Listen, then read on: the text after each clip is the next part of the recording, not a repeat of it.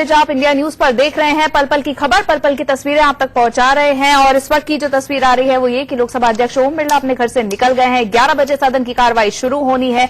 ये तस्वीरें आप देखिए, बड़ा दिन है, आज बजट पेश किया जा रहा है। सरकार के लिए बड़ा दिन है और देश के तमाम लोगों के लिए भी ये बड़ा दिन है। आज दो चीजें पहली बार होंगी। एक तो पहली महिला वित्त मंत्री अपना बजट पेश करेंगी और पहली बार लोकसभा के अध्यक्ष बने, उनके लिए पहला ऐसा बजट होगा जिसकी वो अध्यक्षता करेंगे। बिल्कुल, और लोगों के लिए भी बहुत अहम है क्योंकि दूसरी बार मोदी सरकार इतने प्रचंड बहुमत के साथ आई है। मनीष, लोग बहुत उम्मीदें लगाकर बैठे हुए हैं। ये तस्वीरें ओम बिरला की देख लीजिए, घर से निकलते वक्त उनकी ये तस्वीर है। लोग उनको बधाई दे रहे हैं। उनके लिए भी, जैसा मनीष ने कहा, बहुत बड़ा दिन है। 2 बार का ही अनुभव, नौजवान स्पीकर 2 बार का अनुभव। जी जी। वरना इससे पहले ये होता था कि भाई जिसके पास लंबा अनुभव है उसको स्पीकर बनाया जाए। लेकिन ये बिरला नाम अगर बजट से जोड़े मेंदोला साहब, तो ये बिरला नाम अर्थव्यवस्था तो वैसे। लेकिन अपने आप में बहुत बड़े, ये भी बहुत उद्योगपति। चलिए, तो निर्मला सीतारमण पहली बार बजट पेश कर रही हैं। पहली वो फुल टर्म वित्त मंत्री हैं। कंचन मेरी सहयोगी हमारे साथ है जो कुछ इंटरेस्टिंग बातें इसके बारे में बताएंगी। शुक्रिया आनंदिता, शुक्रिया मनीष जी आपका। तो देश की पहली पूर्णकालिक महिला वित्त मंत्री निर्मला सीतारमण, जो कि अपने आप में कुशल वक्ता है, एक कुशल गृहिणी है और कुशल राजनेता तो है ही। अब से कुछ ही देर के बाद ठीक 11 बजे अपना पहला बजट वो पेश करने वाली है। क्या उनके पिटारे से मैजिक होता है, ये देखना बेहद दिलचस्प है। हम आपको बता रहे हैं वित्त मंत्रालय के बारे में, कैसे निर्मला सीतारमण पहली पूर्णकालिक महिला वित्त मंत्री बन रही है। आपको हम समझा रहे हैं ग्राफिक्स के जरिए कि देखिए किस तरह से यहां पर 49 साल बाद कोई महिला वित्त मंत्री जो है वो बजट पेश करने वाली है। 11 बजे का समय जब वो अपना बजट पढ़ना शुरू करेंगी सदन के अंदर, और सबकी निगाहें, सब टकटकी लगाए हुए उन्हीं को देख रहे होंगे। 1970 की अगर बात करें तो यहां पर इंदिरा गांधी ने पेश किया था अपना वित्त बजट। इंदिरा गांधी के पास ये मंत्रालय था, लेकिन अब पूर्णकालिक पहली जो संपूर्ण तरीके से वित्त मंत्री हैं वो निर्मला सीतारमण बनी है। इसके अलावा ये भी जानकारी दें कि प्रधानमंत्री होने के साथ ही इंदिरा गांधी के पास था ये मंत्रालय। आपको बता रहे हैं ये मंत्रालय उन्होंने अपने पास रखा हुआ था, पूरी नजर उन्होंने इस मंत्रालय पर अपनी रखी हुई थी। और आज वित्त मंत्री निर्मला सीतारमण जो जनता के सामने पेश करने वाली है वो जानना बहुत दिलचस्प हो जाता है, क्योंकि लोगों को उनसे है कई उम्मीदें, खासकर गृहिणियों को, क्योंकि गृहिणी समझती हैं कि अगर निर्मला सीतारमण पहली महिला जो है पूर्णकालिक वित्त मंत्री वो बजट पेश करती हैं तो गृहिणियों के लिए उनके खाते में उनके पिटारे से जरूर खास निकलने वाला है। नंदिता, देखिए नंदिता, आज परंपरा की अगर बात करें तो जैसा हमने देखा कि हाथ में लाल कपड़े में लिपटी वो कागज की कॉपियां जिसको वो पढ़ेंगी संसद में। मेंदोला साहब, मेरा आपसे एक सवाल है। एक परंपरा और लगातार जब से ये सरकार आई है वो खत्म सी हो गई है। मुझे याद आता है आपने भी लगभग 3 दशकों से राजनीति को कवर किया है। पहले वित्त मंत्री होते थे तो वो पत्रकारों से बात करते थे, पत्रकारों से अपने घर से निकलने के पहले ब्रेकफास्ट पर बात कर लेते थे, वो बात कर लेते थे बाहर निकलने के बाद, और संकेत दिया जाता था। जब से मोदी सरकार आई है तब से ये परंपरा भी टूट गई। मोदी सरकार के आने के बाद तो कई परंपराएं टूट गई हैं। देखिए, शुरुआत बजट को लेकर अगर हम चर्चा करें तो बीजेपी ने ही कई परंपराएं को, नई परंपराएं शुरू करी। बजट का पहले शाम को पेश होता था, उसको सुबह पेश किया जाने लगा। उसके बाद जब मोदी जी आए तो अब क्या कि मोदी सरकार में सब चीज एकदम से ये कह सकते हैं कि भाई आपको बहुत सिस्टमेटिक चलना होता है। कोई मंत्री कोई ऐसा काम नहीं करेगा जिससे कि किसी भी प्रकार से प्रधानमंत्री मोदी, क्योंकि कहते हैं कि प्रधानमंत्री मोदी की नजर हर समय अपने जो भी उनके मंत्री हैं उन पर हर समय रहती है। आपको एक किस्सा याद होगा कि 2014 की शुरुआत में एक मंत्री एयरपोर्ट जा रहे थे जीन्स और टी शर्ट पहन के, तो उनको कहा गया कि आप जो है वापस जाइए और ढंग के कपड़े पहनिए। तो अब वो कोई भी मंत्री ऐसा कोई वो नहीं करना चाहता है। तो यही वजह है। देखिए, सीतारमण तो अभी, निर्मला सीतारमण तो अभी उनका पहला वो है ये, लेकिन अरुण जेटली इससे पहले भी थे। वो एक मीडिया फ्रेंडली वो नेता रहे हैं। वो पत्रकारों से बात करते थे, कई चीजें शेयर भी करते थे of the record, on the record, लेकिन अपनी सुविधा, जो सरकार को सुविधाजनक हो, कोई ऐसी बात वो सामने नहीं आने देते थे।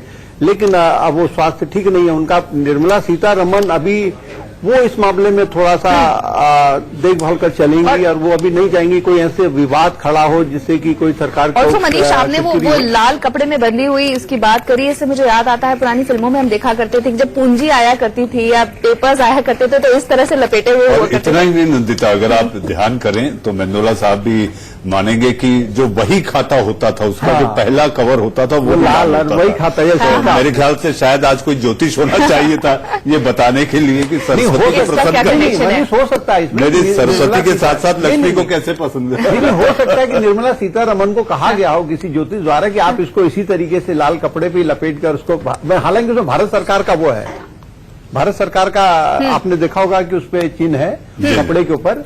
अच्छा, हमारे साथ सुधा मलिया जी भी जुड़ी हुई हैं जो कि हमारे साथ एमपी से हैं और इसके अलावा राजेश कोठारी जी जो हैं जयपुर से हमारे साथ हैं। राजेश जी को जाना उनसे आखिरी सवाल एक मेरा यही होगा कि महिलाओं की बात कर लेते हैं। महिलाओं को बहुत सारी अभी सुविधाओं की जरूरत है, सिक्योरिटी इसमें से एक बहुत बड़ा इशू है।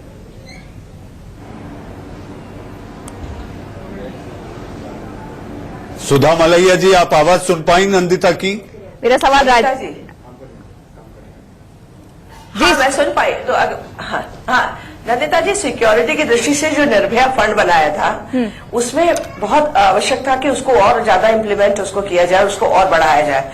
सीसीटीवी कैमरे की बात अभी आई, सीसीटीवी कैमरे लगने से जो अपराधी हैं उनको पकड़ने में सहायता मिली है, उनको और बढ़ना चाहिए, उसको और बढ़ाया जाना चाहिए, उसके लिए फंड और बजट उसके लिए सुरक्षित किया जाना चाहिए। दूसरी बात है कि जैसे हम जीपीएस से आज हम सब लोकेट कर लेते हैं, कुछ ऐसी डिवाइस होनी चाहिए जिससे कि हम अपनी बच्चियों को सुरक्षित रख सके और उनकी लोकेशन जानी जा सके, उनकी सुरक्षा पर हम ध्यान ज्यादा दे सके, इस दृष्टि से ये काम होना चाहिए। दूसरी बात मैं ये कह रही थी कि गृहिणी की दृष्टि से आपने एक बात पूछी थी, तो उसके ऊपर 3 बातों का बहुत असर पड़ता है कि देश की शिक्षा नीति कैसी है, उसके बच्चे ठीक से पढ़ सके। दूसरा, उसका किसान का बजट कैसा है, तो किसान जो उसको सारी उसकी रसोई में जो चीजें आने वाली है। सुधा जी, आपके पास दोबारा आएंगे, अब वक्त हो चला एक ब्रेक का। बात बजट की केवल 1 घंटे का वक्त बाकी है जब निर्मला सीतारमण पहली वित्त मंत्री बताएंगी कि आखिर उनके पिटारे में, उनकी सोच में और मोदी के निर्देश पर क्या होगा, कैसा होगा ये बजट।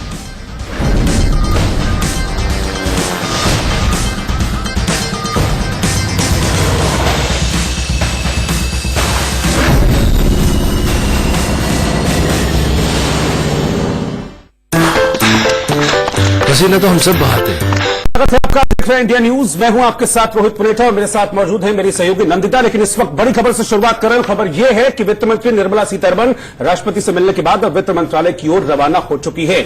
इस वक्त की बड़ी खबर आपको बता रहे हैं। निर्मला सीतारमण अभी कुछ देर पहले उन्होंने राष्ट्रपति से मुलाकात की है, राष्ट्रपति की मंजूरी ली है बजट पर और उसके बाद वित्त मंत्रालय के लिए निकल चुकी है। वो आपको बता दें, एक छोटी सी औपचारिकता ये होती है कि कैबिनेट की बैठक होगी करीब 10:30 बजे और उसके बाद 11 बजे सदन में ये बजट पेश किया जाएगा।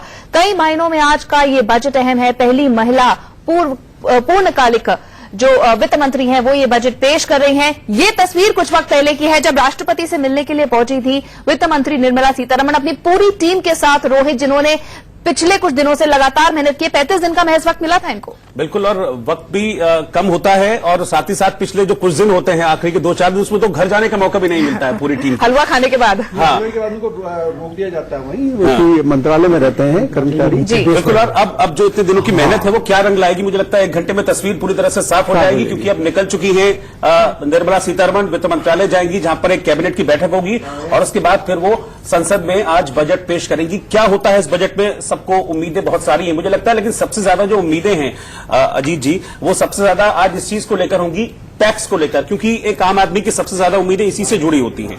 और क्योंकि वैसे भी जो डिफरेंस है वो बहुत ज्यादा है, 2.5 से 5 तक तो 5%, लेकिन 5 जैसे ही आता है फिर उसके बाद सीधा 20% हो जाता है। मैं इसमें भी तो ये बता दूं कि अब ये संसद भवन जाएंगी और संसद भवन में ही जो है कैबिनेट की जो मीटिंग होगी और वहां पे वो मीटिंग होने के बाद फिर वो बजट पेश करने जाएंगी। बिल्कुल, जो आप जैसा बोल रहे हैं मंडोला जी, देखिए संसद वो पहुंच चुकी है। हाँ। अब यहीं पर, अब बताइए आगे क्या होगा। नहीं, इसके बाद कैबिनेट की एक मीटिंग होगी और उसके बाद वो फिर 11 बजे से जो संसद में बजट पेश करेंगी। अभी एक औपचारिकता होती है सारी है।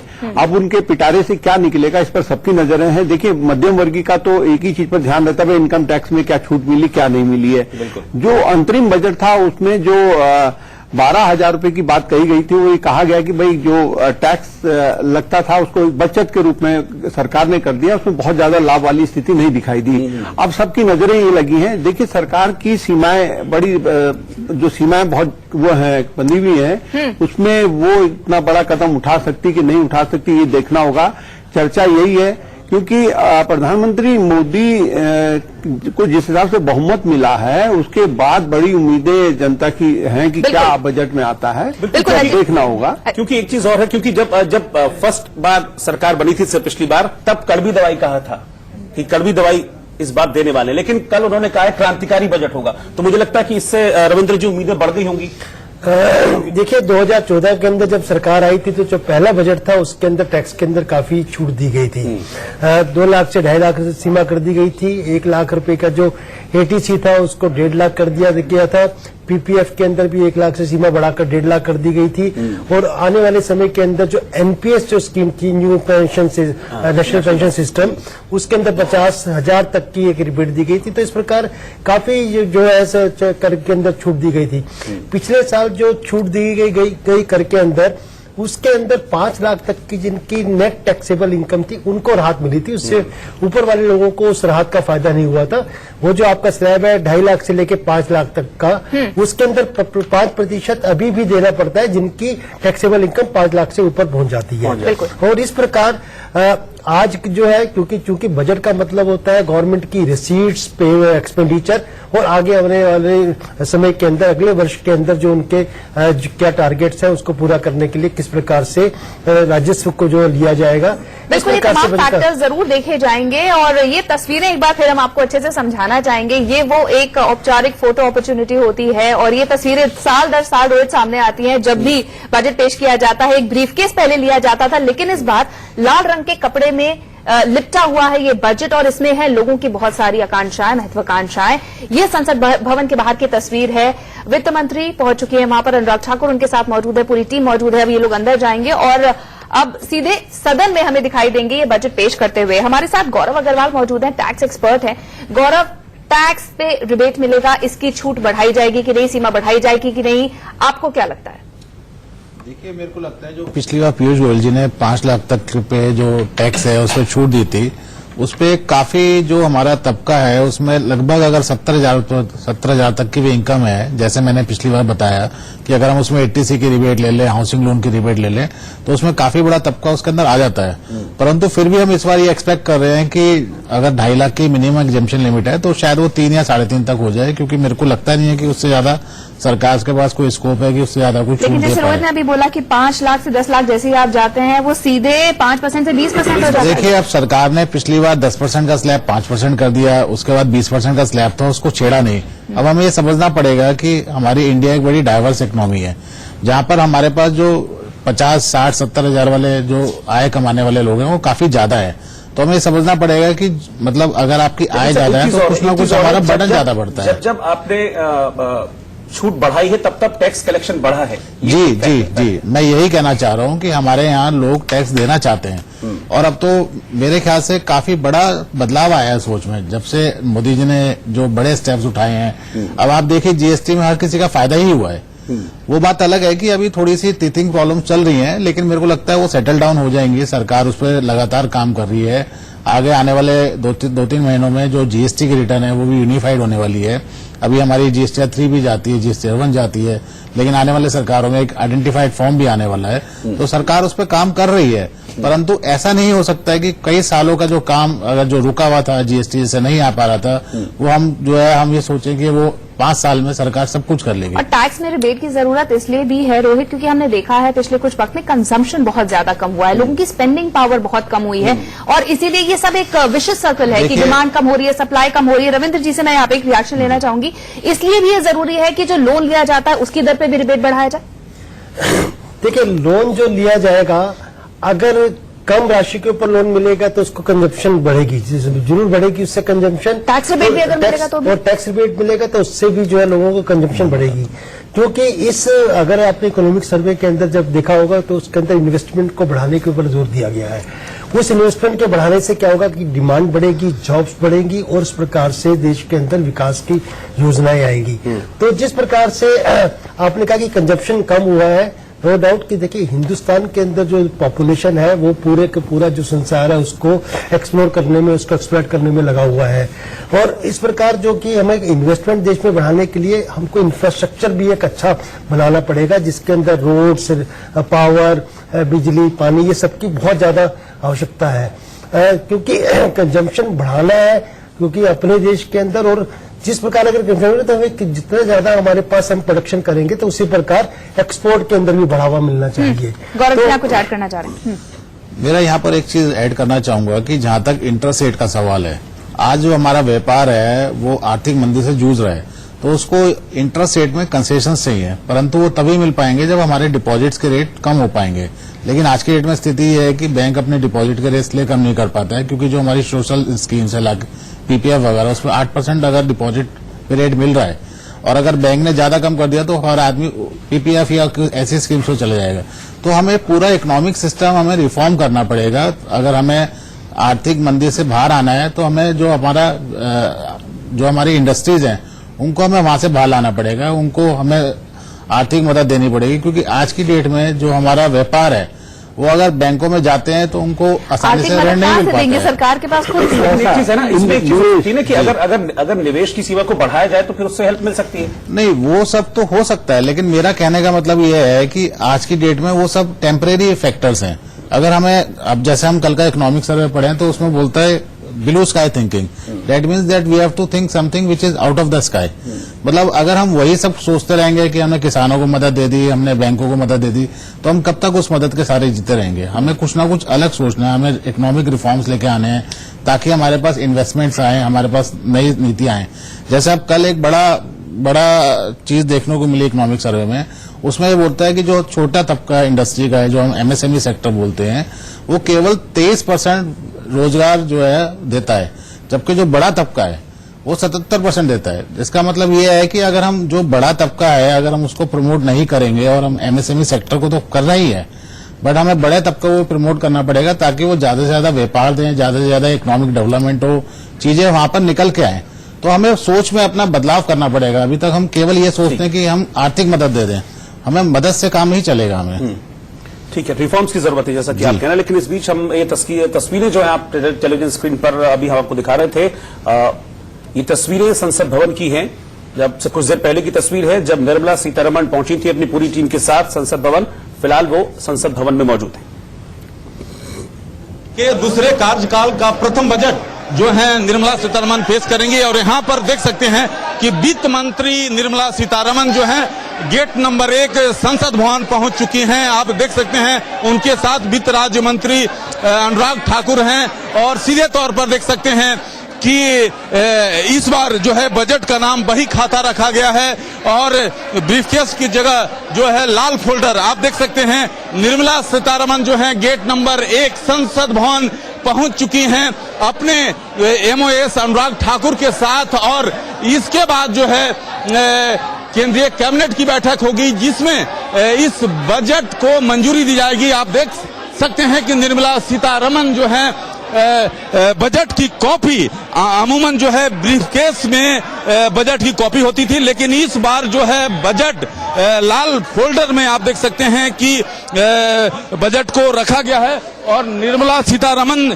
जो हैं यहाँ पर पहुंच चुकी हैं, और अभी 10:05 का वक्त और निर्मला सीतारमण संसद भवन पहुंच चुकी हैं। सबकी निगाहें इस बात पर टिकी हुई हैं कि आखिरकार इस बजट में क्या है, क्योंकि खास बात यह है कि जहां युवाओं के रोजगार, किसानों की उम्मीदें काफी टिकी हुई हैं। 11 बजे जो है निर्मला सीतारमण जो हैं बजट पेश करेंगी। राकेश कुमार सिंह, इंडिया न्यूज, संसद भवन, दिल्ली।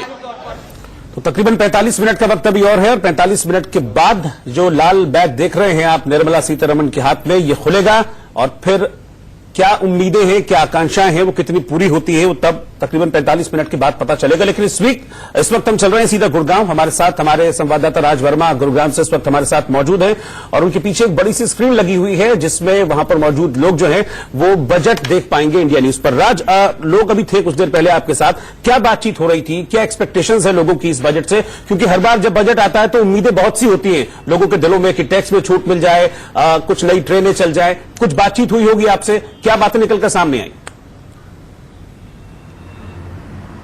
बिल्कुल, देखिए क्योंकि जहां हम खड़े हैं ये इफ्को चौक है गुरुग्राम का, और यहाँ इस वक्त क्योंकि सभी लोग कोई अपने काम पर जा रहा है तो कोई अपने दफ्तर जा रहा है, तो एक्सपेक्टेशन जो है टैक्स पेयर की खासतौर से कहे तो टैक्स में छूट चाहते हैं। इसके अलावा हेल्थ या एजुकेशन की बात करें तो उसको लेकर भी निगाहें लोगों की टिकी हुई है क्योंकि अगर हम बात करें हेल्थ सेक्टर की बात करें तो काफी ज्यादा महंगा होता जा रहा है। तो कहीं ना कहीं लोग उम्मीद कर रहे हैं कि उस तरफ भी जो है इस बजट में कुछ ना कुछ उनके लिए कोई तोहफा होगा। इसके अलावा जो लोन्स की बात करें, जो हाउसिंग लोन, होम लोन की बात करें तो वहां भी उसको लेकर भी लोग उम्मीद कर रहे हैं कि कुछ बड़ी घोषणा यहाँ आज निर्मला सीतारमण जो है वित्त मंत्री वो कर सकती है। तो जो सभी वर्ग के लोग हैं अलग अलग उनकी यहाँ पर एक्सपेक्टेशंस हैं। उम्मीद यही है कि जब 11 बजे निर्मला सीतारमण जब बजट पेश करेंगे तो सभी वर्ग का यहाँ पर ध्यान होगा, किसानों की भी बात होगी, जो इंडस्ट्रीज, क्योंकि गुरुग्राम इंडस्ट्रियल हब भी है तो कहीं ना कहीं जो इंडस्ट्रियलिस्ट है वो भी चाहते हैं इंफ्रास्ट्रक्चर की बात हो या दूसरी जो सुविधाएं हो वो उनके लिए इस बजट में उसका कुछ प्रावधान हो इस सबको लेकर। तो सभी सेक्टर के लोग जो है आज उम्मीद लगाए हुए हैं, न केवल गुरुग्राम पूरे देश भर की निगाहें जो है आज इस बजट को लेकर टिकी हुई है कि किसके लिए आज इस बजट में तोहफा रहने वाला है। जी बिल्कुल, राज हमारे साथ रहिए। इस वक्त हमारे साथ एक और गेस्ट जुड़ गए हैं, सुनील गर्ग जी, जो कि सीए हैं, टैक्स एक्सपर्ट भी हैं। सुनील जी, आपसे हम जानना चाहेंगे, इंडस्ट्रीज को चाहिए थोड़ा सा बूस्ट, क्या कॉर्पोरेट टैक्स कम होगा, उसमें कुछ बदलाव किया जाएगा? आप क्या एंटिसिपेट कर रहे हैं? देखिए मैडम, इंडस्ट्री के साथ दिक्कत क्या है कि पिछली बार अरुण जेटली जी ने 250 करोड़ तक की टर्नओवर की कंपनियों को 25% के दायरे पे ले आए थे, कॉर्पोरेट टैक्स को कम कर दिया था। लेकिन इंडस्ट्री वाले क्या कहते हैं कि आप कॉर्पोरेट टैक्स के अलावा हमसे डीडीटी भी लेते हैं, और डीडीटी मिलाने के बाद में अगर फुल रेट लगाए तो इट इज मोर देन 45%, 45% ज्यादा वो हो जाता है। सरकार ने ये कहा था कि हमने 25% के दायरे में ऑलमोस्ट 96% कंपनीज को हम ले आए हैं, केवल 4% जो कंपनियां हैं वो उसके दायरे से बाहर है। मुझे लगता है कि जो एलएलपी और पार्टनरशिप फर्म पे अभी जो टैक्स का रेट है 30% है, और एमएसएमई कंपनी इंडस्ट्री को बूस्ट देने के लिए, क्योंकि एमएसएमई जो इंडस्ट्री है वो जनरली एलएलपी या पार्टनरशिप फर्म में होती है, तो मुझे लगता है कि उस स्लैब में कहीं टिकरिंग हो सकती है कि वो 30% की जो स्लैब है उसको कम कर सकते हैं। और जहां तक कॉर्पोरेट टैक्स का जो दायरा है उसको 250 करोड़ से बढ़ाकर हो सकता है 500 करोड़ की तरफ बाकी सेक्टर्स पर, लेकिन प्राइवेट इन्वेस्टमेंट नहीं आ रही है। जो हमारा लोकल इंडस्ट्रियलिस्ट है वो इन्वेस्ट नहीं कर रहा है। अगर वो इन्वेस्ट करेगा उस पर ज्यादा पैसा होगा तो एम्प्लॉयमेंट जो ग्रोथ, जो कि इस चुनाव में बहुत बड़ा मुद्दा था, उस पर भी कहीं ना कहीं एक एड्रेस किया जाएगा इश्यू को। तो कॉर्पोरेट टैक्स को लेके, और जैसे यूएसए ने कॉर्पोरेट टैक्स को 35 से 21% किया है, तो शायद उस दिशा में हम आगे बढ़ने की तरफ बढ़ रहे हैं। बिल्कुल, क्योंकि उम्मीद भी है, जो हमारा कॉर्पोरेट सेक्टर हम देख रहे हैं कि काफी वक्त से मंदी चल रही है कॉर्पोरेट सेक्टर में, तो एक एक्सपेक्टेशंस की नजरों से देखा जा रहा है इस बजट को कि क्या होगा उनके लिए। लेकिन इन्हीं उम्मीद भरी निगाहों से देश का किसान भी इस बजट को देख रहा है। क्या सोच रहे हैं किसान, क्योंकि सूखे की मार विदर्भ झेल रहा है, तो जब बारिश हुई तब हमने देखा कि किस तरह से किसान परेशान हुए। कंचन के पास चलते हैं, कंचन के साथ कुछ किसान नेता मौजूद हैं। कंचन, आप जानिए, बातचीत कीजिए कि क्या एक्सपेक्टेशंस हैं इस बजट को लेकर किसानों की। शुक्रिया रोहित आपका। देखिए, इस बात को समझना बहुत महत्वपूर्ण है कि मोदी सरकार ने साल 2025 तक जो $5 ट्रिलियन देश की अर्थव्यवस्था को बनाने का लक्ष्य रखा है, वो किसानों को खुश किए बिना तो शायद पूरा नहीं किया जा सकता, क्योंकि प्रधानमंत्री नरेंद्र मोदी खुद बार बार इस बात को कहते हैं कि अगर देश का किसान संतुष्ट है, तरक्की कर रहा है, तो ही देश तरक्की करने वाला है।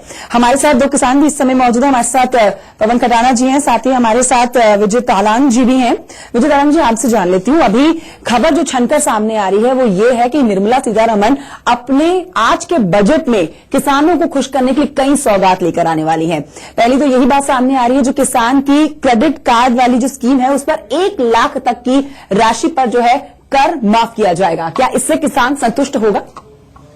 अब तक देश में स्वतंत्रता से अब तक किसानों ने आरजू और इंतजार में ही गुजारे हैं। हर बार वो आरजू भी करता है, इंतजार भी करता है, और बजट जब आता है तो उसे निराश किसान को निराशा ही हाथ लगती है।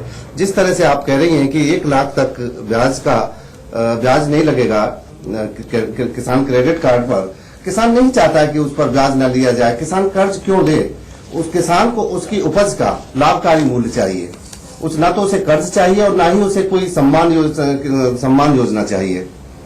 उसको तो उसकी उपज का भाव चाहिएगा और तभी किसान खुश हो सकता है। किसान, आप देख रहे हैं कि बार बार जब किसान आत्महत्या करता है तो जब लोन लेता है तो उसी के आधार पर जब नोटिस जाते हैं तो किसान आत्महत्या कर लेता है। जी, उस किसान को लोन नहीं चाहिए, कोई उसको ब्याज मुक्त या ब्याज रहित कर्ज नहीं चाहिए, उसे उपज का लाभकारी मूल्य चाहिए। पवन जी, आपका क्या कुछ कहना है इसके ऊपर? देखो, देश में 70 साल से जो भी बजट आता है वो बहुत ज्यादा सपने दिखाए जाते हैं कि हम किसान के लिए बहुत कुछ करना चाहते हैं। जब तक नीति और नियत इनकी सही नहीं होगी तब तक देश का किसान सही नहीं हो पाएगा। सबसे बड़ी बात यह है, मैं अभी थोड़ी देर पहले भी यही बोल रहा था, सबसे बड़ी बात यह है कि जब तक किसानों के और उपभोक्ता के बीच में, उत्पादक और उपभोक्ता के बीच से बिचौलियों को खत्म नहीं किया जाएगा तब तक देश में किसान को बना नहीं होने वाला। अभी आप ये कह रहे हैं कि 6,000 रुपए हम किसान को किसान सम्मान निधि देते हैं। 6,000 रुपए से क्या होता है? उसके बाद आप बिजली की दरें बढ़ाते हैं, आप किसान के जो कोटे की बात आती है, कहीं रोजगार में कोई बात आती है, उसे उसके बेनिफिट नहीं मिलते हैं। हम ग्रेटर नोएडा से आते हैं, नोएडा, ग्रेटर नोएडा में यहाँ पर जमीन अधिग्रहण कर ली गई है, किसान के घरों को भी अधिग्रहण कर लिया गया है और उसका मुआवजा नहीं दिया गया है। स्पष्ट नीति यहाँ पर सरकार नहीं बना पा रही है। बिल्कुल, बहुत इंपॉर्टेंट बात यहाँ पर किसान कह रहे हैं कि आप हमारे लोन माफ मत कीजिए, कर्ज माफ मत कीजिए, लेकिन हमारी जो रोजमर्रा की जिंदगी, जो हमारा काम है, जो हमें जिंदगी भर करना है, उसको आसान कर दीजिए। इस पर हम मंडोला जी से रिएक्शन लेंगे।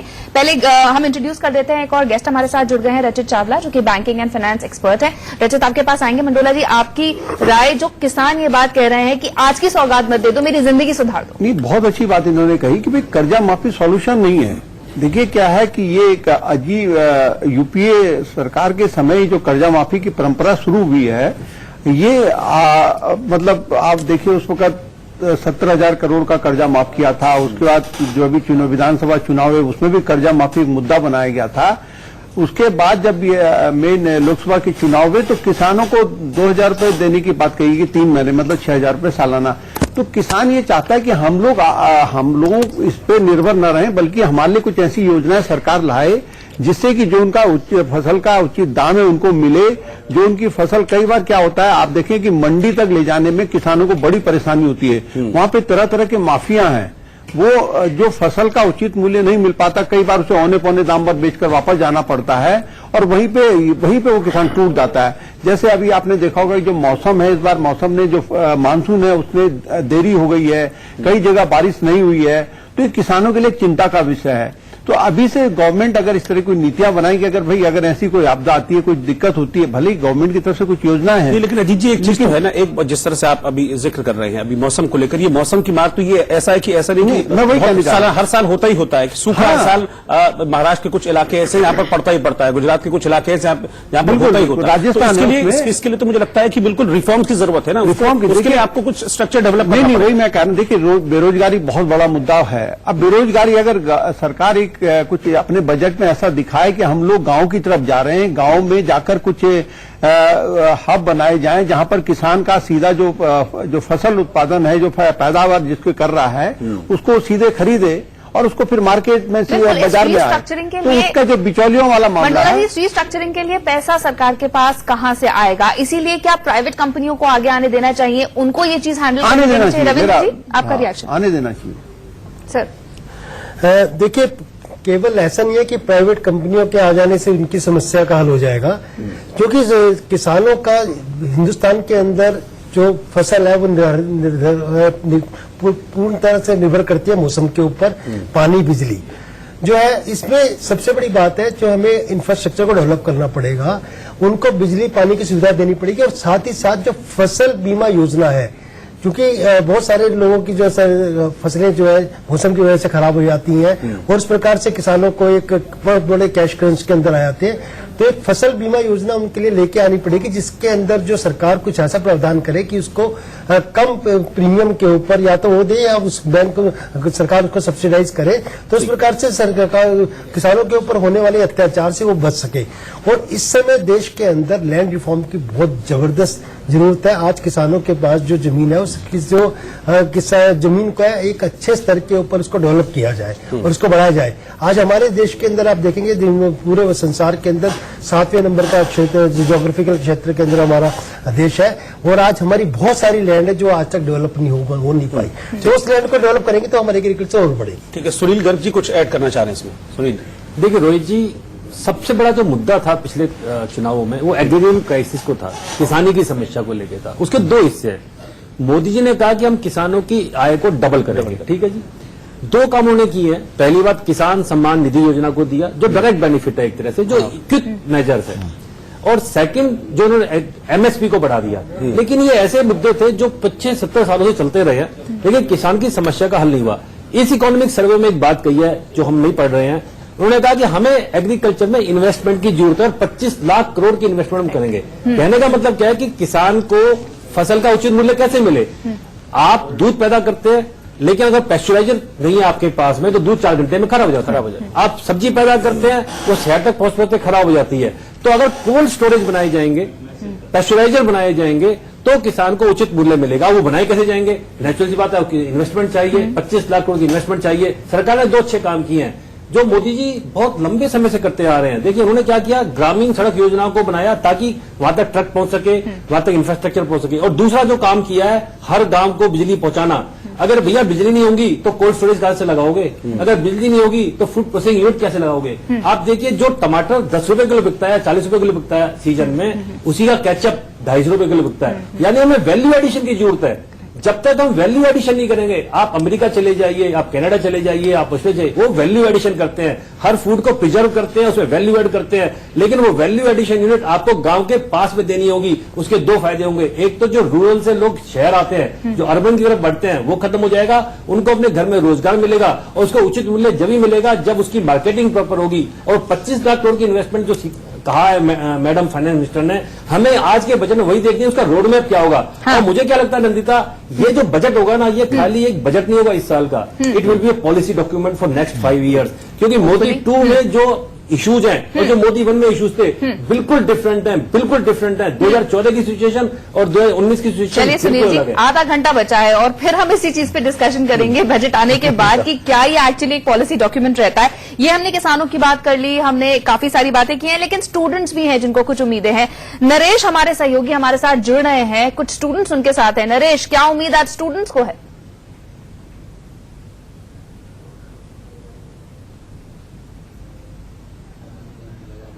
मुझे लगता है शायद संपर्क टूट गया है नरेश से। हम दोबारा बातचीत करने की कोशिश करेंगे, क्योंकि स्टूडेंट्स हैं, युवा हैं, देश की नींव हैं। युवा, मुझे लगता है कि सबसे ज्यादा अजीत जी इस वक्त यही कह रहा होगा कि जो सरकार रोजगार की बात करती है, कम से कम रोजगार के अवसर उपलब्ध कराए जाएं, अच्छी शिक्षा, बेहतर शिक्षा उन लोगों को मिले। देखिए, युवा बहुत बड़ा मुद्दा इस देश में है और प्रधानमंत्री मोदी तो उन्हीं वोटरों पर ज्यादा निर्भर रहते हैं। बिल्कुल। और उनको लुभाने के लिए आखिरी वक्त में कहा जाता है कि भाई वो 1-2% का वोट स्विंग कराते हैं। तो ये युवा वोटर है जिसको जो उनसे बहुत प्रभावित है। अब ये जो अभी मैं चुनाव की चर्चा कर रहा हूं, तो चुनाव से पहले युवा वोटरों के लिए लुभाने के लिए बेरोजगारी भत्ता देने की बात कांग्रेस ने की, और हालांकि वो भी 3 प्रदेशों में दिया नहीं जा रहा है। तो बेरोजगारी भत्ता कोई समाधान नहीं है। मैं वही कह रहा हूं कि निवेश जब आएगा, रोजगार बढ़ाने के लिए क्या करना पड़ेगा। जैसे अभी चर्चा कर रहे थे कि हमको ग्रामीण क्षेत्र, मुझे लगता है इस बजट में गांव पर बहुत ध्यान दिया जाने वाला है। और बीजेपी ने अपने घोषणा पत्र में कहा है 25 लाख करोड़ इन्वेस्ट करने की बात करिए इसी के लिए, किसानों के लिए। मंडोला जी, हाँ, रोजगार की बात तो है, लेकिन प्रधानमंत्री मोदी एक चीज और है जिसपे एम्फेसाइज करते हैं, वो है स्वरोजगार। इससे मामला निकलता है स्टार्टअप्स का। स्टार्टअप को भी उन्होंने बहुत बूस्ट देने की कोशिश की। रचित, यहां मैं आपको डिस्कशन में लाना चाहूंगी। स्टार्टअप की बात की गई है, ये भी कहा गया है कि आसानी से आप स्टार्ट कर सकते हैं, लेकिन द पॉइंट इज कि स्टार्टअप शुरू नहीं हो रहे हैं, ज्यादा इन्वेस्टमेंट नहीं आ रही हैं। आप क्या उम्मीद इस बजट से कर रहे हैं? नंदिता, विजन प्रधानमंत्री जी का बिल्कुल करेक्ट है। 50,000 स्टार्टअप्स बहुत एम्बिशियस है, बिकॉज ही नोज कि जितने ज्यादा स्टार्टअप क्रिएट होंगे उतनी रोजगारी क्रिएट होंगी। आज की डेट में इंडिया का यूथ क्या चाहता है कि वो कॉलेज से बाहर निकले और एक अच्छी सी उसे जॉब अपॉर्चुनिटी मिल जाए, जिसका तरीका दो है। या तो स्टार्टअप का मतलब है कि एंटरप्रेन्योर बनाए जा रहे हैं, खुद के बिजनेसमैन, और साथ में अगर आपको याद हो तो प्रधानमंत्री स्किल योजना भी लॉन्च की गई थी, जिसके अंदर प्रधानमंत्री जी ने ये कोशिश करा था कि अगर जॉब नहीं भी मिल रही, उनके पास ऐसा स्किल होए कि उन्हें लाइवलीहुड कमाने की टेंशन ना होए। तो ये सारी चीजें मैक्रो लेवल पे देखा जाए तो विजन बहुत ही अच्छा है। और ईज ऑफ डूइंग बिजनेस, अगर आप उनके डिजिटलाइजेशन देखिए तो आज स्टार्टअप महज 2 दिन में रजिस्टर भी हो रहा है, उसे हेल्प भी मिल रही है, सपोर्ट भी मिल रही है, इंक्यूबेशन सेंटर्स भी है। पर हमें क्या करना पड़ेगा, हमें इन्वेस्टमेंट चाहिए। जैसा नंदिता आपने बिल्कुल ठीक बोला, हमें अभी कैपिटल ड्राई अप हो रहा है। हमारी इंडियन एज एन इकोनॉमी को कैपिटल चाहिए। हम बात करते हैं कि किसानों को 25 लाख करोड़ देंगे, मैं उसके अगेंस्ट नहीं हूं, बट कैपिटल आएगा कहां से? ये स्टार्टअप जनरेट करने वाले हैं। और हमारा इसी पॉइंट पर हम डिस्कशन आगे भी जारी रखेंगे। फिलहाल एक छोटे से ब्रेक के लिए हमको यहाँ पर रुकना है, कुछ ही देर में लौटकर फौरन। और अब से कुछ देर पहले प्रधानमंत्री मोदी भी संसद भवन पहुंच गए हैं, क्योंकि कैबिनेट की मीटिंग में वो हिस्सा लेंगे। ये तस्वीरें आप देख सकते हैं, बजट की कॉपियों को लाया गया है। ये पिछले कई दिनों की मेहनत का नतीजा है। बजट की कॉपियां संसद भवन में लाई गई हैं और ये तस्वीरें आप देख पा रहे हैं। अब से कुछ देर में ठीक 11 बजे वित्त मंत्री निर्मला सीतारमण बजट पेश करेंगी। वित्त मंत्री निर्मला सीतारमण मोदी सरकार के दूसरे कार्यकाल का आज प्रथम बजट पेश करेंगी और यहां पर देख सकते हैं कि संसद भवन बजट की कॉपी पहुंच चुका है और यहां पर देख सकते हैं कि काफी सुरक्षा घेरे में इसे रखा गया है और 11 बजे इसे पेश करेंगी। सबकी निगाहें इस बात पर टिकी हुई हैं कि आखिरकार जिस तरह से प्रधानमंत्री ने साफ तौर पे कहा है कि 2024-25 तक जो भारत की इकोनॉमी है 5 ट्रिलियन तक करने की जो मंशा है, उसको लेकर कितना खरा उतरती है और उसके दिशा में कितना आगे बढ़ती है। सबकी निगाहें इस बात पर टिकी हुई हैं कि आखिरकार मध्यम वर्गीय परिवार के लिए इस बजट में क्या है, साथ ही साथ किसानों के लिए भी इस बजट में खासा इंतजाम किया गया है। रही बात जो है कामकाजी लोगों के लिए भी आयकर सीमा में छूट के साथ साथ होम लोन में भी छूट की सीमा आगे बढ़ाने की बात कही जा रही है और महिला सुरक्षा के साथ साथ खास तौर पर सुरक्षा में जो है सुरक्षा खर्च में बढ़ोतरी पर भी जोर दिया गया है। सबकी निगाहें इस बात पर टिकी हुई हैं कि जब निर्मला सीतारमण 11 बजे बजट पेश करेंगी तो आखिरकार उनके जो बजट का नाम जो कि बही खाता दिया गया है, वो उस बही खाता में आखिरकार देशवासियों के लिए क्या क्या होता है। राकेश कुमार सिंह, इंडिया न्यूज, संसद भवन, दिल्ली।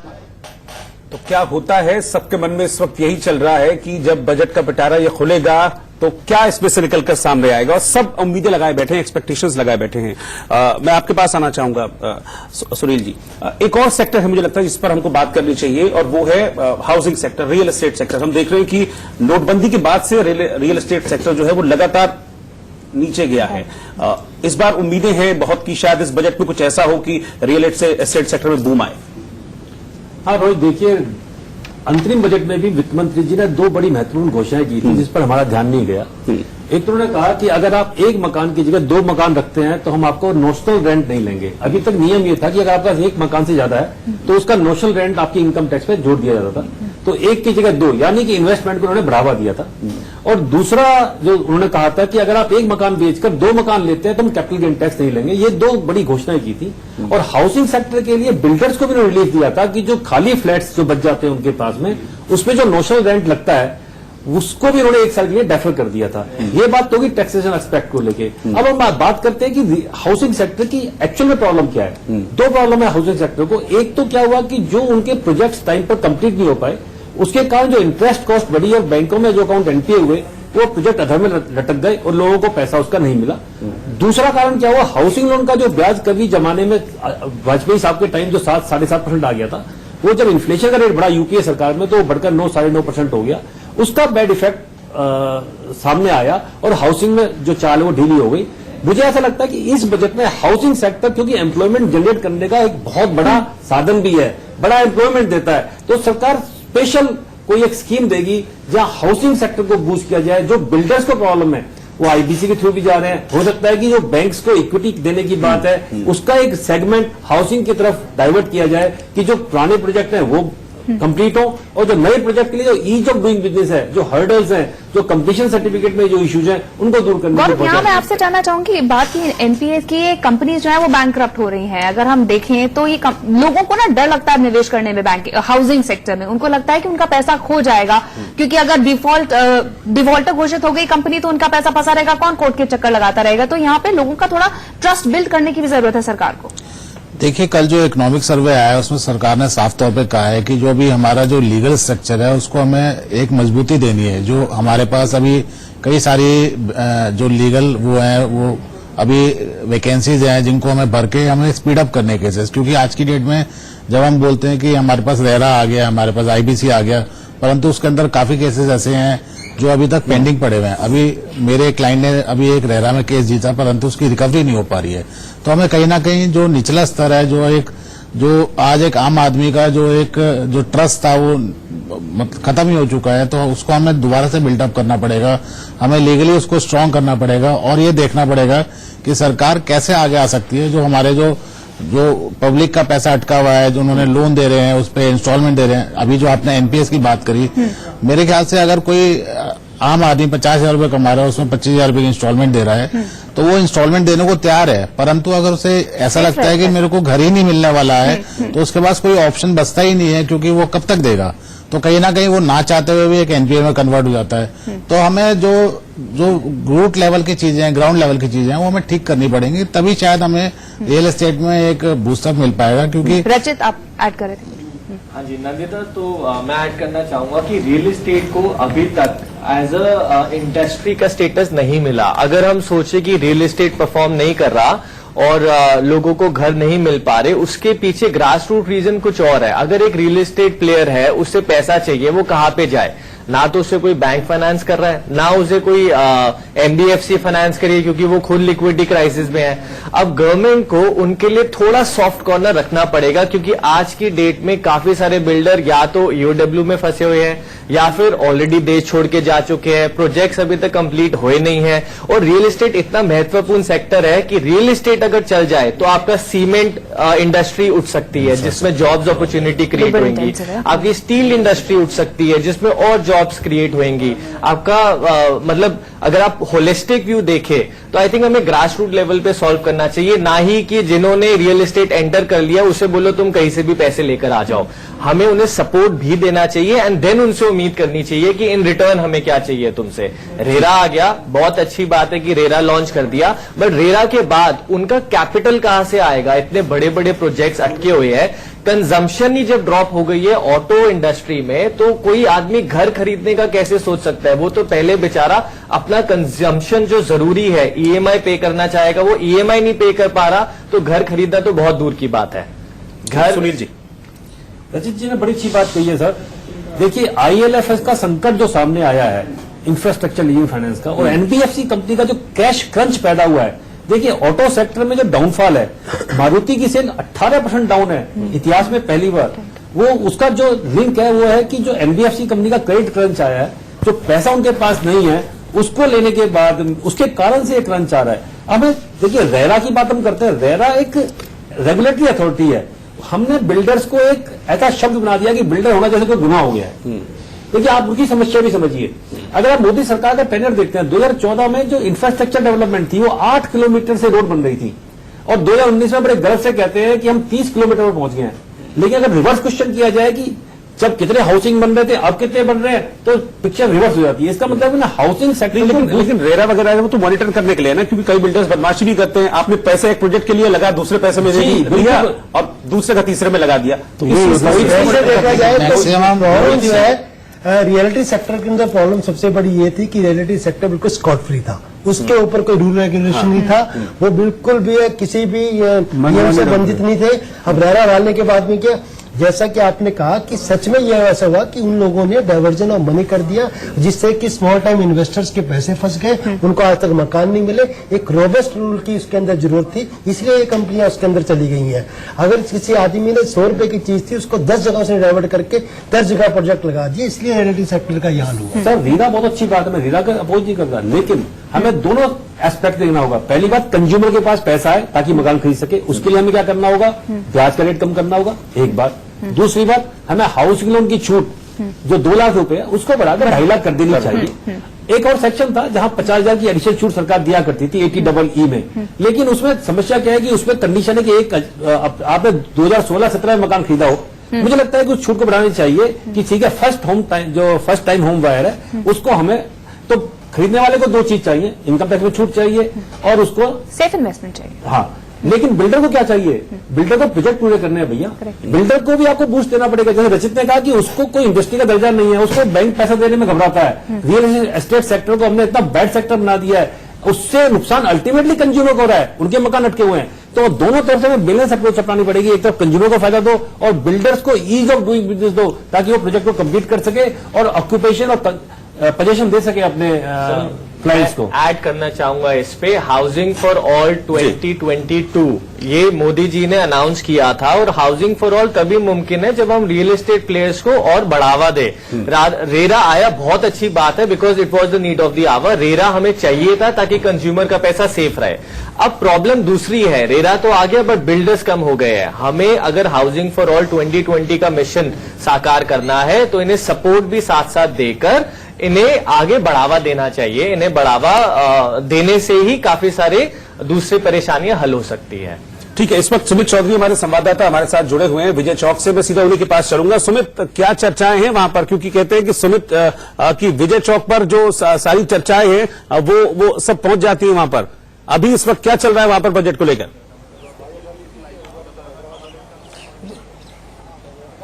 देखिए, निश्चित तौर पर चर्चाओं का बाजार तो कल ही से गर्म है, लेकिन जब पिटारा खुलेगा बजट का, जब ये लेखा जोखा खुलेगा, तब ये पता लगेगा क्या क्या आखिरकार किसके हिस्से में कितना बजट गया, किसके हिस्से में कितना एलोकेशन गया। लेकिन सबसे महत्वपूर्ण बात, क्योंकि हम कई महत्वपूर्ण चीजों पर विषय पे बात कर रहे हैं, लेकिन सबसे महत्वपूर्ण जिसमें सबसे ज्यादा बजट का इस समय जो एलोकेशन होता है वो होता है रक्षा का क्षेत्र। रक्षा क्षेत्र यानी डिफेंस सेक्टर के अंदर किस तरीके से, क्योंकि जो पैरिटी जो गैप बना है जो एलोकेशन में और जो डिमांड है वो बहुत ज्यादा है, क्योंकि लगातार सेना की जो मांगे हैं या फिर उनकी जो जरूरतें हैं वो लगातार बढ़ती जा रही है, और उसके साथ जो एलोकेशन है वो पर्याप्त नहीं हो पाया। लेकिन लगातार सरकार, अगर आप देखें कि इस साल भी जब इंटरिम बजट आया था तब भी करीबन 4,31 लाख करोड़ का जो लगभग उनका जो बजट था वो रखा गया था, लेकिन फिर भी 6.6 का जो उसको रेज किया गया था। लेकिन अभी भी जो पैरिटी है वो उस हिसाब की नहीं पहुंची है जिस हिसाब से जो लगातार सेनाएं हैं या फिर जो डिफेंस है वो मांगता है। बिल्कुल सुमित, क्योंकि देखिए वैसे तो डिमांड तो लगभग ये है कि जो आपकी टोटल जीडीपी है उसका 3% के आसपास जो है वो रक्षा बजट हो, लेकिन फिलहाल तो पॉसिबल नजर नहीं आता। इस बजट में तो एटलीस्ट नहीं वो पॉसिबल नजर आता है, लेकिन फिर भी उम्मीद कर रहे हैं कि कुछ बढ़े, क्योंकि पिछली बार तो तकरीबन मुझे याद है कि 7% के आसपास बढ़ाया गया था। इस बार कितना एक्सपेक्ट कर रहे हैं?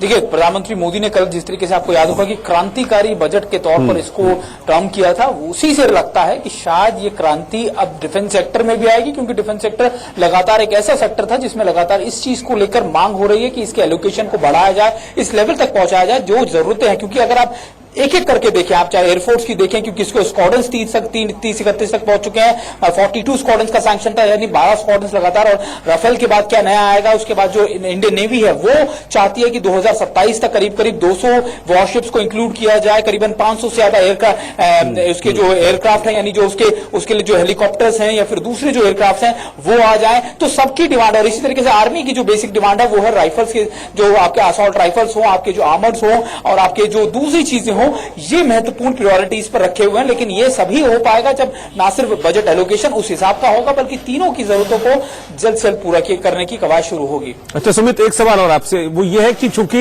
निर्मला सीतारमण जो फिलहाल वित्त मंत्री हैं, बजट पेश कर रही हैं, पिछली सरकार में वो रक्षा मंत्री थी, तो वो बहुत बेहतर तरीके से समझती हैं कि जो हमारे देश की सेवाएं हैं, अपने हमारे देश को सामरिक रूप से मजबूत करने के लिए क्या चीजें चाहिए, इस चीज को बहुत मुझे लगता है बहुत सही बात, क्योंकि लगातार निर्मला सीतारमण भले ही पीछे जरूरतों को लेकर, आपको याद होगा कि उस समय अरुण जेटली थे तो कई बार उनसे मिली थी, और अरुण जेटली उससे पहले वो खुद भी फाइनेंस और डिफेंस दोनों देख रहे थे, तब भी ये कहा गया था कि शायद डिफेंस के लिए अच्छा हो। लेकिन इस बार भी ये माना जा रहा है क्योंकि निर्मला सीतारमण खुद रक्षा मंत्री रही लंबे समय तक, और वो जानती हैं कि फोर्सेज की जरूरतें क्या रही, क्या है, वो लगातार किस चीज को लेकर मांग रखते आए और किस चीजों के लिए प्रायोरिटी उनकी डिसाइड की जाए। तो अब निश्चित तौर पर माना जा रहा है कि न सिर्फ बजट एलोकेशन को उस तरीके का मॉडिफाई किया जाएगा, बल्कि ये भी देखा जाएगा कि रक्षा क्षेत्र में मॉडर्नाइजेशन या फिर जो स्मॉल स्केल इंडस्ट्रीज हैं, या जो आपका जो कह सकते हैं कि आप मेक इन इंडिया है, उसको बूस्ट अप करने के लिए क्या कुछ नए प्रावधान या फिर नई चीजें इस बजट एलोकेशन बजट के अंदर दिया जाता है। ठीक है सुमित, बहुत बहुत शुक्रिया आपका हमारे साथ जुड़ने के लिए। तो अजीत जी, ये बहुत इंपॉर्टेंट है। अभी तक हम तमाम बातें हमने की, लेकिन अभी डिफेंस सेक्टर पर हम बातचीत नहीं कर पाए, लेकिन ये बहुत इंपॉर्टेंट है। और जिस तरीके से प्रधानमंत्री ने लगातार विदेश यात्राएं की हैं और जिस तरीके से विदेशी डिफेंस सिस्टम हम ला रहे हैं, तो मुझे लग रहा है कि इस बार हम एक्सपेक्ट करते हैं कि रक्षा बजट को शायद कुछ बढ़ाया जाए, एक रिस्पेक्टेड उसको बढ़त मिले, इस बार ग्रोथ मिले। नहीं, मेरे को भी लगता है कि देखिए जो हालात बन रहे हैं इसमें एशिया में, उस हिसाब से मुझे लगता है कि रक्षा बजट में कुछ न कुछ बढ़ोतरी होगी, लेकिन बहुत ज्यादा बढ़ोतरी होगी मुझे ये नहीं लगता, क्योंकि इसमें इन्होंने जो दूसरी बड़ी बात कही, मेक इन इंडिया, ये बहुत बड़ा मुद्दा है। क्योंकि पिछले जो मोदी सरकार का पहला कार्यकाल रहा है, जिस हिसाब से जो योजना बना के इसको लाया गया था मेक इन इंडिया को, वो उतना गति नहीं पकड़ पाया, और वो गति नहीं पकड़ पाया तो निवेश नहीं आया तो पूरे देश की अर्थव्यवस्था पर उसका असर पड़ा है। तो मेक इन इंडिया के लिए क्या बजट रखते हैं, कैसे क्या करते हैं, ये इस बार देखना होगा कि थोड़ी देर में क्या क्या घोषणा है। लेकिन आप मेक इन इंडिया कह रहे हैं, मुझे लगा मेक इन इंडिया में एक चीज और बहुत इंपॉर्टेंट है कि इनको डिफेंस में R&D पर एक अच्छा बजट एलोकेट करना होगा, क्योंकि अगर हम चाह रहे हैं कि हम अपने देश में हथियार बनाएं, उन्नत तकनीक के हथियार हम बनाएं, तो उसके लिए R&D बहुत इंपॉर्टेंट है, वो जरूरी है। वही मैं कह रहा हूं, अब ये देखना पड़ेगा, क्योंकि प्रधानमंत्री मोदी जो सोचते हैं, क्या करते हैं, वो बहुत अलग तरीके से सोचते करते हैं। उनका नजरिया वो नहीं करते जिसपे बहुत उम्मीद आदमी करता है, वो एक अलग तरीके की चीज सामने ले आते हैं। क्योंकि मैं कह रहा हूं कि जो उन्होंने पहले कार्यकाल में, अगर आपने देखा हो, पूरे कार्यकाल में उन्होंने कोई ऐसी बड़ी घोषणा नहीं करी कि जो बहुत चमत्कारी घोषणा हो, लेकिन धीरे धीरे वो सारी चीजों पर, योजनाओं पर, छोटी छोटी योजनाओं पर बहुत ध्यान दिया उन्होंने। और आज जो उनको इतना बड़ा बहुमत मिला है, वो छोटी छोटी योजनाओं की वजह से मिला है। देखिए, आप ही कह रहे हैं कि डिफेंस एक बहुत बड़ा इंपॉर्टेंट सेक्टर है हमारा, और उसमें कई सारी फैसले करने पड़ते हैं। जो अभी हथियारों की आप बात करें बनाने की, अपने उसमें मेक इन इंडिया से जुड़ा हुआ मुद्दा है वो भी, तो वो यही देखना पड़ेगा कि क्या होता है। ठीक है। अच्छा रचित, मैं आपको यहां पर लाना चाहूंगा क्योंकि आप बैंकिंग और फाइनेंस सेक्टर से हैं, तो मैं आपसे जानना चाहूंगा कि बैंकिंग सेक्टर की क्या एक्सपेक्टेशंस हैं, क्या डिमांड्स हैं इस बार इस बजट से? सो banking sector NPA and liquidity crisis, इसमें एक चीज और ऐड करना चाहूंगा। जैसे गौरव जी ने अभी कहा भी था कि जैसे गवर्नमेंट स्कीम्स हैं कई, उनके जो इंटरेस्ट मिल रहा है और जो बैंक की एफडीज में इंटरेस्ट मिल रहा है, उसमें थोड़ा बहुत अंतर है। इस वजह से भी शायद जो बैंकिंग सेक्टर है वो पिछड़ रहा है, ये एक रीजन है। देखिए, अभी फिलहाल बैंकिंग सेक्टर बड़े स्ट्रेस से गुजर रहा है, mainly because economy slow down हो रही है, और उनकी रिकवरी एनपीएस की जो सालों से हम सुनते आ रहे हैं कि एनपीए अब रिकवर होएगा, अभी भी अर्निंग्स आ नहीं पा रही है। वेदर वो पीएसयू बैंक हो, प्राइवेट बैंक हो, या शैडो बैंकिंग, अगर एनबीएफसी की भी बात करें तो हम यहां पर एक बहुत महत्वपूर्ण स्टेप की जरूरत है कि इसके ग्रास रूट लेवल को आइडेंटिफाई किया जाए और उसके लिए रिफॉर्म्स लाए जाए, क्योंकि एक बैंक इनएफिशिएंट हो सकता है, बट हम ये नहीं मान सकते कि पूरी इंडस्ट्री इनएफिशिएंट हो गई। तो गवर्नमेंट ने, जो इकोनॉमिक एडवाइजर्स है गवर्नमेंट के, वो बहुत ही अच्छे सुलझे हुए लोग हैं, तो उन्हें ग्रास रूट लेवल का सोल्यूशन अपने बजट में रिफ्लेक्ट करना पड़ेगा, क्योंकि जब तक बैंकिंग, जो बैकबोन है किसी भी इकोनॉमी की, जब तक वो ठीक नहीं होती, तो इंडिया जैसी इकोनॉमी को ग्रो करना या सस्टेन करना बहुत मुश्किल हो सकता है। ठीक है, आप मेरे साथ बने रहिए। आज बजट पेश होने वाला है, बजट के साथ साथ रेल बजट भी आज साथ में ही पेश होगा। तो इस बीच रेल राज्य मंत्री सुरेश अंगड़ी ने क्या कहा है वो देख लेते जरा। पिछले 50 साल ये रेलवे को पॉलिटिकल एंगल से देखते थे। एक हर बजट के पहले रेल का बजट आता, रेल का बहुत हवा उड़ाते थे, पेपर में, टीवी में सब लोग दिखाते। रेल भी एक साधन है, ट्रांसपोर्टेशन का एक साधन है। ये भी इसमें बहुत बड़ा ये नहीं है। अभी जैसा रोड, शिपिंग, एयरपोर्ट, ऐसा रेल भी एक है। रेल का अलग बजट होता था, ब्रिटिशों ने करके गया था वो व्यवस्था। इसके लिए अभी नरेंद्र मोदी आने के बाद ये अलग हो गया है। हर इलाका भी हमारा इम्पोर्टेंट है। उसमें रेल के लिए विशेष योगदान नरेंद्र मोदी ने दिया है। आज पूरा देश का लोगों को जोड़ने का, योगा से विश्व को जोड़ दिया मोदी और रेल से लोगों को जोड़ दिया। ये हमारा काम चल रहा है। और वाकई कहते हैं उम्मीद पर दुनिया कायम है। रोहित, मैं हूं आंचल आनंद, दर्शकों को इंट्रोड्यूस करा दूं अपने आप को। और आज सभी लोग, चाहे वो नौजवान हो, किसान हो, उम्मीद लगाए बैठा हुआ है, टकटकी लगाए बैठा हुआ है कि अपना टाइम कैसे आएगा। और बजट पेपर्स या फिर यूं कहें कि बही खाता अब संसद में पहुंच गया है। कुछ ही देर पहले हमारे वरिष्ठ सहयोगी राकेश कुमार सिंह ने जायजा लिया। आज निर्मला सीतारमण जो कि वित्त मंत्री है, उन्होंने ट्रेडिशन तोड़ा।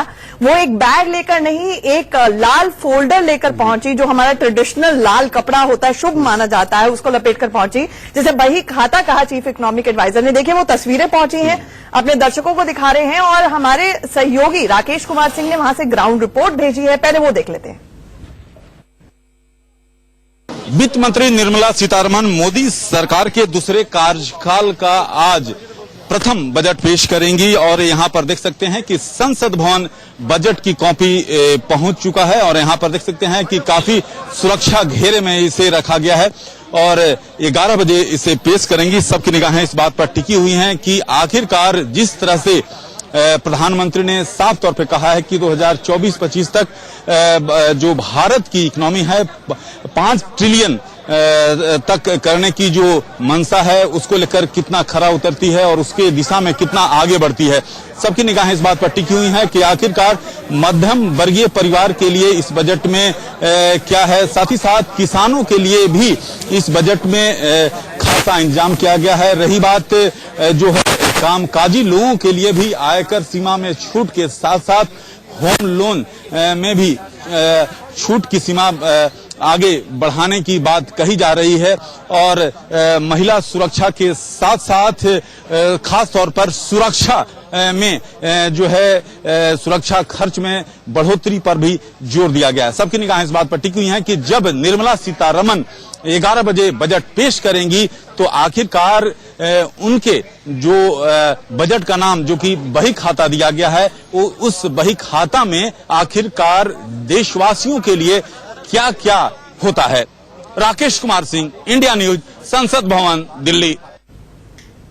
तो रोहित, 10:53 हो चुके हैं। राष्ट्रपति और कैबिनेट दोनों से ही मंजूरी मिल चुकी है। सीधी तस्वीरें हम अपने दर्शकों को लगातार दिखा रहे हैं जहां तमाम सांसद पहुंच रहे हैं और देखिए इनके चेहरे पर खुशी है, लेकिन मिडिल क्लास किसान, नौजवान, इनके चेहरों पे कैसे खुशी आएगी, आज मेरे को लगता है सबसे बड़ा टारगेट निर्मला सीतारमण का रहने वाला है, वो यही रहने वाला है। देखिए तस्वीरें इस वक्त लाइव आ रही हैं रोहित संसद से और अब से कुछ ही देर बाद 7-8 मिनट में फुल फ्लेज वित्त मंत्री, महिला वित्त मंत्री निर्मला सीतारमण देश का बजट पेश करने जा रही हैं, या फिर अगेन अपने आप को करेक्ट करें, वही खाता पेश करने जा रही हैं। बिल्कुल, हाँ। और क्योंकि खत्म हुई बाहर निकलने लगे, कैबिनेट खत्म हो गई है, मंजूरी मिल गई है बजट को और अब से कुछ देर में बजट पेश किया जाएगा। तकरीबन 7 से 8 मिनट का वक्त है। और एक चीज तो है आंचल, कल प्रधानमंत्री ने बोली था शाम को कि क्रांतिकारी बजट होगा और उन्होंने ये भी चीज बोल दी थी कि किसानों के लिए और ग्रामीण विकास पर इस पर अच्छा खासा जोर होगा। लेकिन उम्मीदें क्योंकि बहुत सारी हैं, हर सेक्टर को उम्मीद है। हम देख रहे हैं कि बैंकिंग सेक्टर नीचे जा रहा है लगातार, रियल एस्टेट सेक्टर हमने देखा कि वो लगातार नीचे जा रहा है, ऑटोमोबाइल सेक्टर है उसको एक्सपेक्टेशंस हैं। तो किस तरीके से इस अर्थव्यवस्था को पटरी पर लाता है ये बजट, इस पर सबकी निगाहें होंगी। आज उम्मीदें हैं और दुआ मांग रहे हैं। एक एक बार सबसे पहले रोहित आप ही से चलिए शुरू करते हैं। सबसे पहले बताइए, अगर वित्त मंत्री से कुछ चाहिए तो क्या चाहिए, एक लाइन में? देखिए, बीइंग अगर मैं एक मिडिल क्लास की बात करूं तो मैं उम्मीद टैक्स को लेकर करता हूं सबसे ज्यादा, कि टैक्स के लिए कुछ अच्छा हो इसमें आज, और एक निवेश की सीमा को बढ़ाया जाए, ये सबसे इंपॉर्टेंट है। और मुझे लगता है कि निवेश की सीमा बढ़ाने से अल्टीमेटली पैसा जो सरकार के पास ही जाएगा। आप रविंद्र जी? देखिए, जो मिडिल क्लास है वो तो चाहेगी कि टैक्स के अंदर कोई बढ़ोतरी की जाए, और साथ ही साथ जो किसानों के लिए और जो हमारा एसएमई सेक्टर है उसके अंदर भी कुछ बढ़ोतरी की जानी चाहिए। और जो मेरे को उम्मीद लगती है कि किसानों के लिए तो कम से कम 1 लाख रुपए तक का जो किसान आपकी दिली ख्वाहिश क्या है? मेरी दिली ख्वाहिश, एक लाइन में आप अपने लिए क्या चाहेंगे? मेरी दिली ख्वाहिश ये है कि टैक्स के अंदर छूट दी जाए, जिससे कि हमारे पास कुछ कैश अवेलेबल। वो मिडिल क्लास है ना, हम सारे लोग तो सारी दुनिया का बोझ हम उठाते हैं, हम लोग टैक्स भरते हैं तो देश चलता है, इसलिए टैक्स में थोड़ी सी राहत छूट मिल जाए, सुविधाएं मिल जाए। एक चीज ये भी कि जब मैंने पहले भी बोला कि जब आपने टैक्स में रिबेट दी है तब टैक्स का कलेक्शन बढ़ा है सरकार। टैक्स बेस क्योंकि बढ़ रहा है और मोदी सरकार को ये क्रेडिट भी जाता है उसके लिए। अजीत जी क्या मांगेंगे वित्त मंत्री टैक्स से? पे तो छूट मिलनी चाहिए, लेकिन मैं चाहता हूं जो टैक्स देने वाले लोग हैं उसका उनको लाभ भी मिलना चाहिए। देखिए सड़कें अच्छी होनी चाहिए। आज देश की राजधानी है, देश की राजधानी की अगर आप हालत देखें तो बहुत बुरी हालत में है देश की राजधानी। पुल खराब हो चुके हैं, सड़कें टूटी हुई हैं। आप गांव की सड़कें बनाने की बात तो करें, लेकिन देश की राजधानी तो हम चाहते हैं टैक्स की छूट के साथ साथ हमको और सुविधा भी मिलनी चाहिए, जो सुविधाएं होंगी उससे आदमी को टैक्स देने में कोई दिक्कत नहीं है। लेकिन इतनी सुविधाएं तो मिले, ये बड़ा सवाल है। ठीक है रचित, आप बीइंग अ बैंकर क्या चाहेंगे वित्त मंत्री जी से? मैं चाहूंगा कि एक ही तीर से 10 निशाने मारे जा सकते हैं। अगर कैपिटल इंडिया में आ जाए बहुत सारा विदेशों का, तो विदेश इन्वेस्ट तब करेगा इंडिया में जब इंडिया का जीएसटी स्ट्रक्चर बड़ा सिंपल हो जाए, कॉर्पोरेट टैक्स रेट कट हो जाए। लेकिन जीएसटी का आज कुछ ज्यादा लेना देना नहीं है। मैं चाहूंगी एज अ बैंकर, क्योंकि ये बहुत बड़ा सवाल उठ रहा है कि डायरेक्टली अगर गवर्नमेंट के पास स्पेंडिंग के लिए पैसा नहीं है तो बैंक्स के जरिए उनके ऊपर प्रेशर पड़ सकता है कि वो और ज्यादा लेंडिंग करे ताकि मार्केट में पैसा आए, ग्रोथ हो, कंजम्पशन ज्यादा हो, तो एक कहीं से ट्रिगर या स्टिमुलस मिले। बीइंग अ बैंकर आप क्या चाहते हैं? मैं ये चाहता हूं कि हम बाहर की इन्वेस्टमेंट्स बढ़ाए, और वो बढ़ाने का रीजन बैंक देखिए कैपिटल पैदा नहीं करता, बैंक भी डिपेंड करता है फर्दर डेट पर, और बैंक डिपेंड करता है कैपिटल इन्फ्यूजन पर। अब ये दोनों चीजें तब आएंगी जब हम यहाँ पर इंसेंटिवाइज करें बाहर की विदेशी कंपनीज को, इंडिया में आइए, पैसा निवेश करिए, और आपको सिंपल रिड्यूस्ड कॉर्पोरेट टैक्स देना पड़ेगा। उससे क्या होएगा कि बाहर की कंपनियां पैसा लेकर आएंगी, जब पैसा ज्यादा आएगा लिक्विडिटी में, ऑटोमेटिकली एनपीएस की परेशानी खत्म हो जाएगी, ऑटोमेटिकली बैंक्स में सेविंग्स इंक्रीज हो जाएंगी, और बैंक्स ऐसी पोजीशन पे हो जाएगा कि वो भी ढंग से लेंड करके कुछ मुनाफा कमा सकते हैं। ये सब हो जाएगा और 5 ट्रिलियन इकोनॉमी हो जाएगी। ये खूबसूरत सपना सा लगता है, लेकिन सपने को साकार करने के लिए आज वित्त मंत्री निर्मला सीतारमण के पिटारे से या पोटली से क्या निकलने वाला है? सुनील गर्ग जी आपको क्या लगता है और क्या निकलना चाहिए? देखिए आजकल मुझे लगता है कि जो 5 ट्रिलियन इकोनॉमी की हम बात कर रहे हैं, आज हमारी इकोनॉमी है 200 लाख करोड़, और 5 ट्रिलियन का मतलब है 350 लाख करोड़। उसका एक रोड मैप मैडम देंगी, मैडम फाइनेंस मिनिस्टर, और सब टैक्स में छूट तो मांग रहे हैं, लेकिन जो आंकड़े हैं वो गवाही नहीं दे रहे हैं।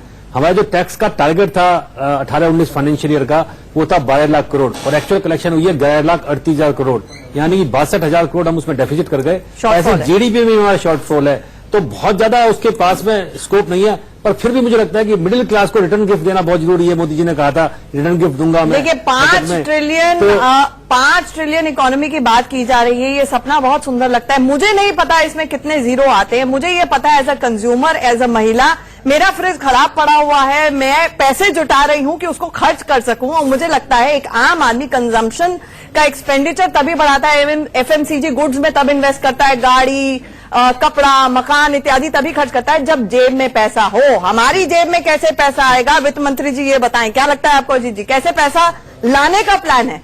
नहीं, वही अभी जैसे इन्होंने कहा ना, निवेश। जब देखिए सबसे बड़ा मुद्दा है काम ही नहीं हो रहा है, जब काम नहीं हो रहा तो फिर पैसा कहां से आएगा?